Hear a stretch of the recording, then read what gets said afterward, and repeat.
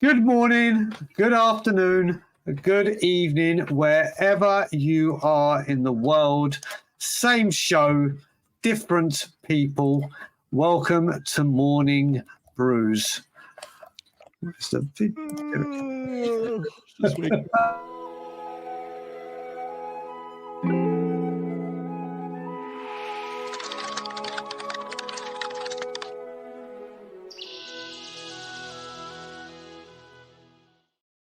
Okay, you've got the originals this morning.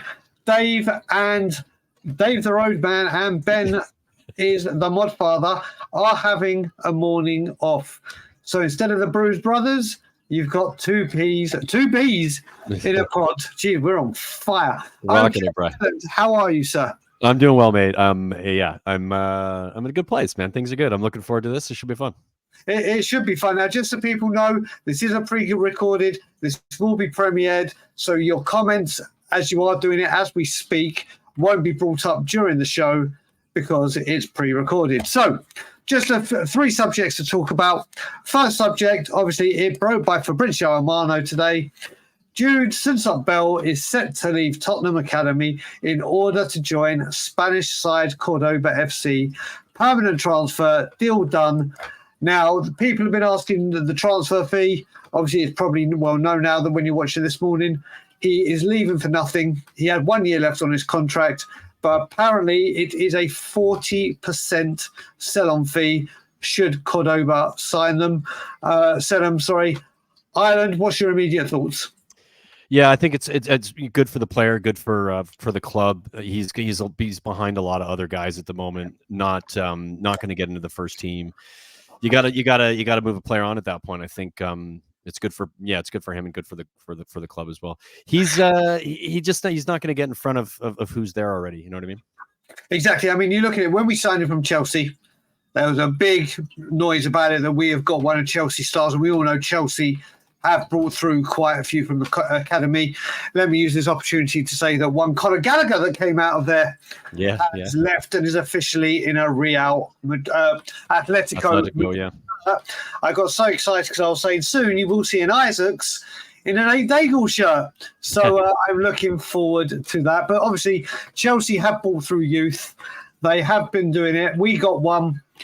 He did look like a good talent. I did like what I saw from him. But as well known, he is now behind Wall Lancashire, who obviously picked up a hamstring yesterday.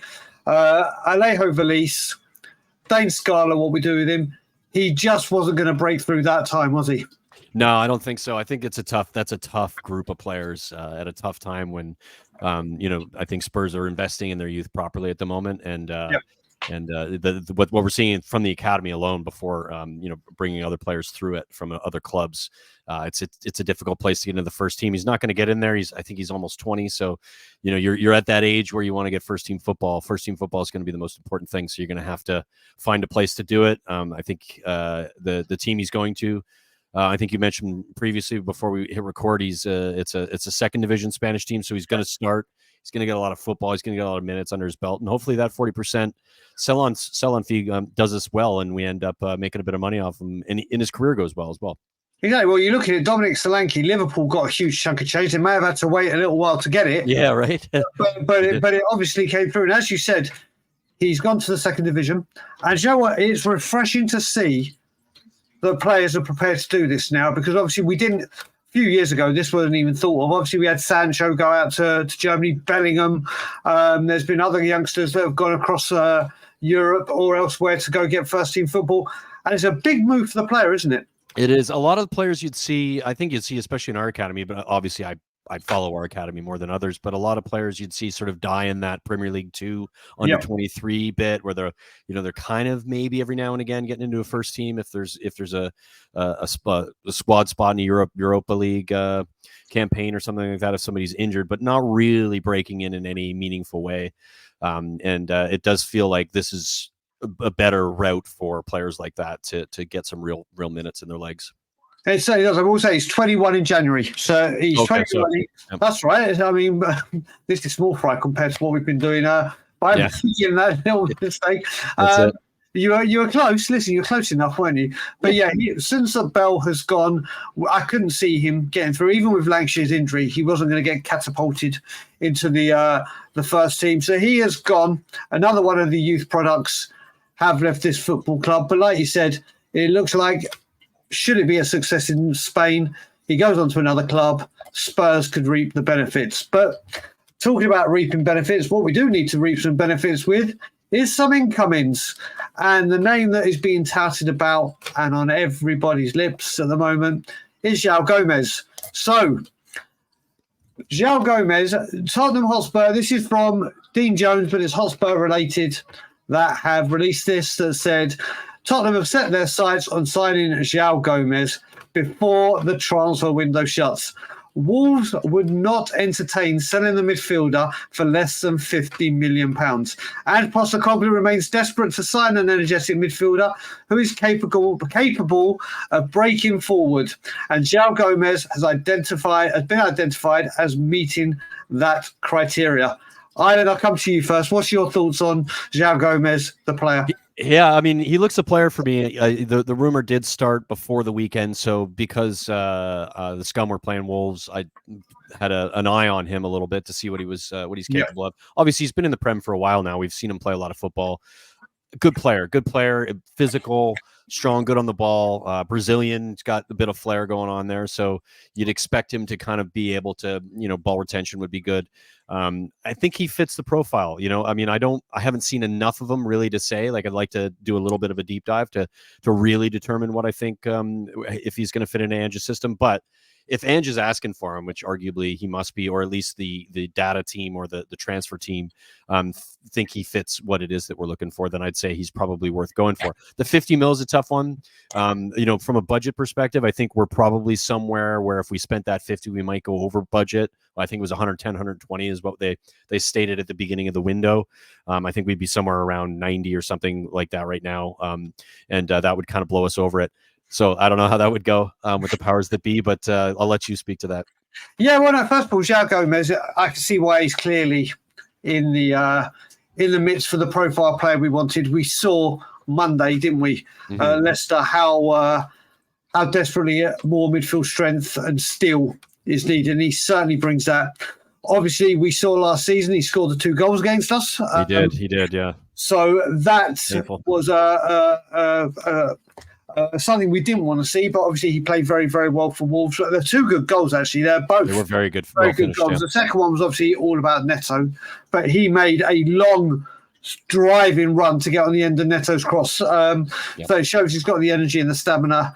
Yeah, listen, £50 million now. As we know, and we all know this, he was in the Copa America squad for Brazil. So that could have delayed the transfer fee or the transfer going through. But what I will say with him, like you said, you spoke about the financials. It could be over budget. It could be over the planned budget that the club wanted to spend. Yeah. There's no doubt if we have to go to 50 million now, I'm not one of those that are the brilliant best financial ones when it comes to it. I've never confessed to be it. But if Ange wants this player, because one of the things I will say, we did mention Conor Gallagher earlier. I know Ange wanted him. That was his number 1 pick. That was for that position. That was his number 1. And obviously he didn't get him. Now I'd honestly take Gomez over Gallagher personally. Like, I actually think from a profile perspective, from a quality on the ball perspective, I think he offers a little bit more with keeping the ball. Like, Conor McGregor's a good player, but he does something. Conor Gallagher. Sorry, just a little Freudian slip there. Conor Gallagher is a good player, but I just think he something about his technical ability lets him down a little bit, and I think Gomez has a little bit more of that. So I'd like to see that. I'd like to see him over Gallagher for sure. Yeah, I mean, what I will say is personally, Conor Gallagher or Conor McGregor, playing for Spurs. That'll be a disciplinary. You never know with him. Who knows, right? Who knows? Our disciplinary record will go through the goddamn roof. Yeah, that's right. Red cards every game. Exactly. But what I will say again when it comes to him is we're running out of time now. Not just Tottenham, every team is running out of time. Tight, yeah. And you got to think about it. If we get him, this reminds me, if it goes late and we get him on deadline day, let's just say he could string out. If he could have been here for Everton, we don't know what the Everton result will be because obviously we haven't played it yet. Then it's Newcastle away. We need to get them in. We need to get these players in, and we're running out of time. And this has got Levy Poker written all over it for me, where this could drag out. And you think then he's got to integrate with the team. Then he's got to get up to Ange's requirements. I mean, I would like to get this done. If this is the one, I would like to see this wrapped up as quickly as possible, wouldn't you, Ireland? If this, I mean, tomorrow morning would be ideal. You know, like let's get the job done. We all know that that's likely not going to happen, but we can hope that that's the case. I think we probably have enough in the squad to get through Everton. And arguably to the end of the window, but then, like you just said, he's got to get up to the caliber and the instructions, and it is very key instructions of what it is that he's going to be asked to do. He does have a high IQ from a footballer, so I think he'd be taken on reasonably well. So Basuma can arguably get us through to those points. He's doing that type of job, has the type of skill set. Is Basuma out of favor now because of what's happened? That's another question will likely be answered depending on what happens with this potential transfer. So it has to get done. It has to get done this week, arguably, for it to really make sense and for us to be in the best position possible going into the rest of the next 3 or 4 weeks. Yeah, I mean, so let's look at this as well. I'm going to bring up a player because I'm not going to put you on the spot and say find a player. I've still got my heart set on a cheeky window grab and go get one Morgan Gibbs-White. People will know on this channel how much I wax lyrical about him. He can play the 8, he can play the 10, he can play the wings. The versatility of him. Obviously, apparently the rumour is £65 million. Now, if 50 million is Wolves, we've seen a lot of chairmen right now, and this window has been very, very sparse for big transfers or whatever. But chairmen of smaller clubs than Tottenham, with no disrespect, are holding out for these figures, aren't they? So the English tax, right? If they played in the Premier League and they've got 2-3 seasons under the belt in the Prem, they're going to be 15-20 million more. That's the nature of it, and arguably it's what we ask for. And how many streams have you been on ours and other channels where we've talked about we want Premier League proven, well, you got to pay for Premier League proven. So when people complain about 60-65 million for Solanke, well, he's Premier League proven, arguably, right? Like, so he's played for 3 different clubs, 2 in the Prem, obviously Liverpool being the first one, but you want that. You want to see that the guy can get the job done at this level with this intensity, and you're going to pay a little bit more. So a guy like Gomez is going to be more money. In regards to Morgan Gibbs-White, I love the player. I fancy him as well. I think he'd be a brilliant player at Spurs. I do worry about his stature for that position from a physical perspective. He's not very tall, but I mean, sometimes that can benefit. Depends on who he's beside. So who his partner is in the midfield will determine whether or not he can actually do the job of what it is that Ange wants him to do. It is arguably getting up and down a lot. So there's a lot of running. He wants to get him in the box. He wants them scoring goals. Gibbs-White's got goals in him. So does Gomez, as you mentioned already. There's Gallagher maybe, also has goals in him. So it's the right profile. I would agree Gibbs-White would be fantastic. I don't know about the 65 for that. I don't think we're dropping 65 on him right now, though. No, I don't think we're dropping 65. As much as I love him, I wouldn't want Tottenham to pay 65 million. I think Spurs probably could get it cheaper. But the thing is now, I can't believe I'm going to say what I'm about to say, is that bloody line where it's people to find replacements. If we don't, you got to remember, the longer this drags on with Wolves, or if it was to be a cheeky for Morgan Gibbs-White, and people in the comments, if you have another midfielder you can think of that would be that preference rather than a João Gomez, drop it in the comments. Hopefully I will be there. I know it's 4 a.m. For me and 9 a.m. for you. But I will be sleeping still, probably. But exactly. But you look at it, these kind of players fit it, and the longer we leave this, the harder it's going to be to get the player, because you're running out of time to get the replacement in. And we need, I think we can clearly see, we need a midfielder. And on the last slide, just to add to this, obviously there was a second part to this with it. It's there has been no approach by Tottenham Hotspur for João Gomez or any club for João Gomez. So Tottenham are one, obviously the heavy favourites or the most heavily linked I think the talk was, Brian, is that we were looking at him at Arsenal. The scouts were out there taking a peek and seeing if it's the right profile, and then maybe there's a bid tomorrow morning, or that's just me being hopeful. I keep saying tomorrow morning. Yeah, but no, this morning. Hopefully, there's been a bid this morning. Yeah, I mean, like we said, what I will say with this is, obviously they speak to the agent first. Yeah, and you and I are both in agreement that I'm old school. I preferred it when you spoke to the team, agreed the fee, and then you dealt with the player, because then you knew once we've got the deal agreed with the player, everything's all good to go. Whereas you go this way, you got to get the deal. Player's easy to sort out. Yeah. Then you go to the club and they can play hardball, do whatever, and you're wasting your time. Yeah, you've done a medical, and then like what happened with Willian, they're off to Chelsea. Exactly, you've got that, and it just gets it makes it so messy. But like we said, when we signed Odebert last Friday, no one knew about it, and obviously, surprise, surprise, we later find out a few hours later Eze's deal had, or his release fee had expired. So I'm hoping, I mean, I woke up to that Odebert news at like 4 a.m. So who knows? This is pre-recorded. We could wake up tomorrow and everything we've just discussed. / right now, you could be celebrating. And who knows? I might have to go live at silly o'clock in the morning and go, so we brought our man that we thought we hadn't had a bid for. But yeah. So that's the João Gomez stuff wrapped up. Now, the final subject, I spoke about this on Evening Brews a couple of nights ago, sorry. I just want to have a quick chat with you about Ireland. It's obviously the goalkeeper situation. Now, we've got this window. What we're going to discuss is obviously we're linked with this 18-year-old. I can't remember his name now, but the Italian. I don't know what we're doing with the goalkeepers here, because you and I have discussed many a time during Hugo's time. There's never been a guy that says, listen, mate, you mess up, I'm taking your jersey. You mess up, that number one spot is mine. It's always been, I'll just sit on the bench, and then if you're injured, suspended, or we need to rest you in a cup game, then I'll come in for you. Otherwise, I'll just sit here on the bench and wait to see if I get a game. Obviously, we've got Fraser Forster, who I don't think can cut it, but he'll be there. Squad player, but not a second goalkeeper. Exactly. Brandon Austin, Luke Gunter, Alfie Whiteman, and Josh Keeley. So that's 5 number 2 or potentially 5 goalkeepers. None of them, I would say right here, right now, are ready to go, right, I'm coming for your jersey.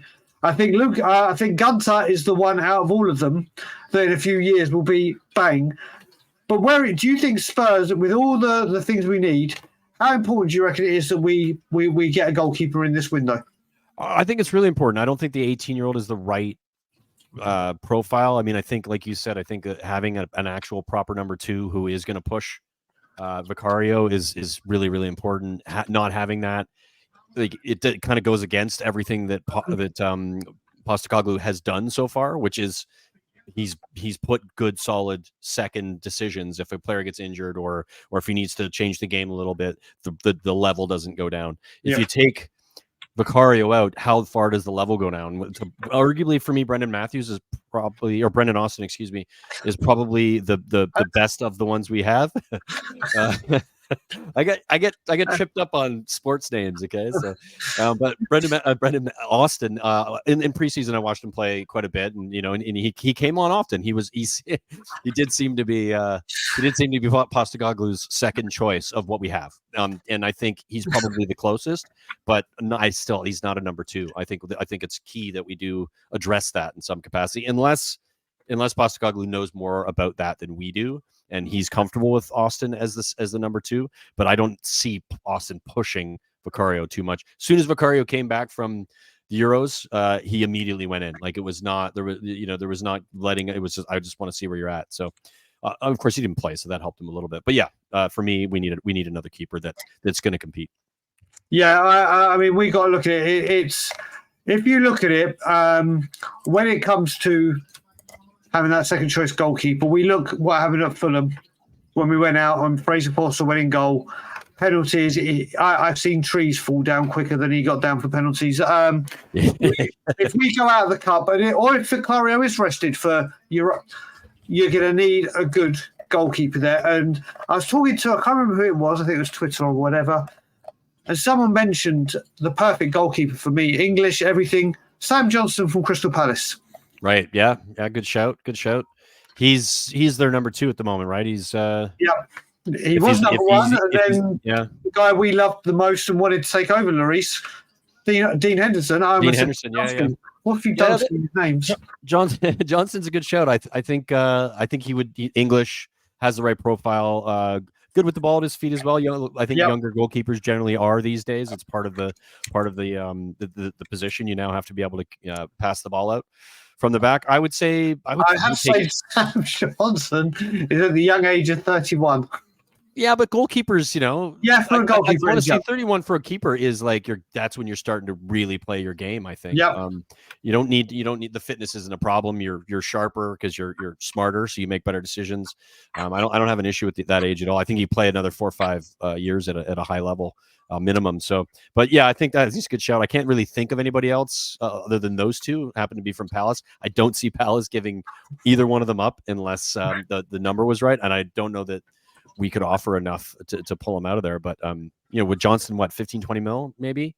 Do they get rid of their number 2 for that price? Probably not. Well, you look at it as well. Like I said, like we were saying as well, who would have thought last summer or last Christmas that going into this summer, Crystal Palace would have been the team that people were wanting to play. You got Guehi, whether he goes, Elise's gone, Eze, Wharton, who's gone there. Has been a huge success. So it's funny that because it only happened after the right manager went there and had them start playing good football. The quality of the players there in many of the teams is there. It's just the coaching has to be at a high enough level to get the best out of them. And I think he's done a wonderful job there at Palace, and they've upped the value of a lot of their players, which makes it even harder for us to swoop in and grab an Eze or even a Sam Johnson. Yeah, and Parish, as we've known with Eze, will be like, this is the price. You're not getting him unless you pay a penny.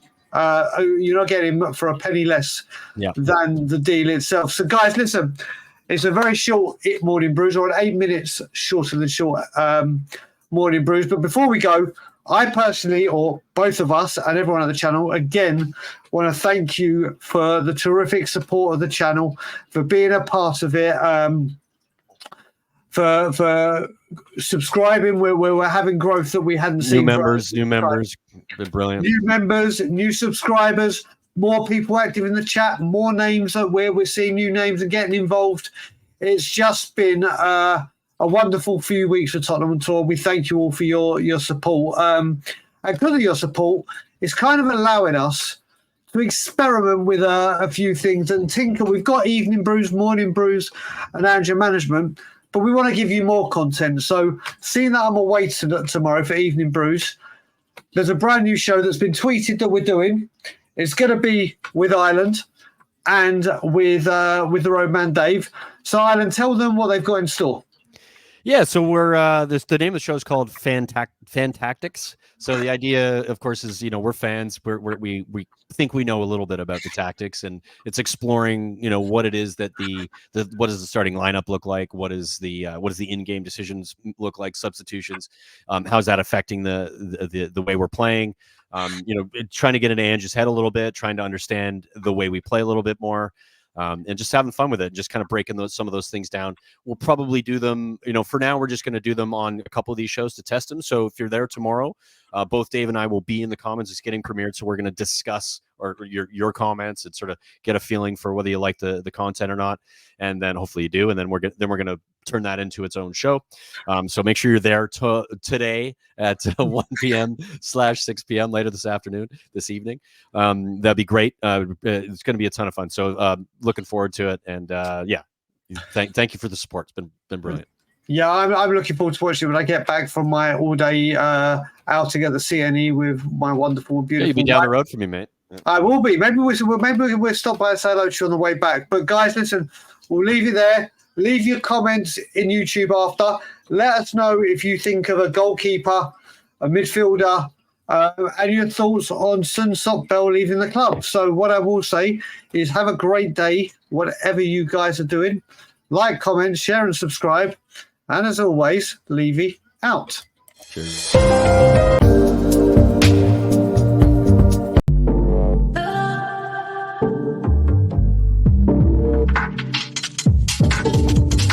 Tottenham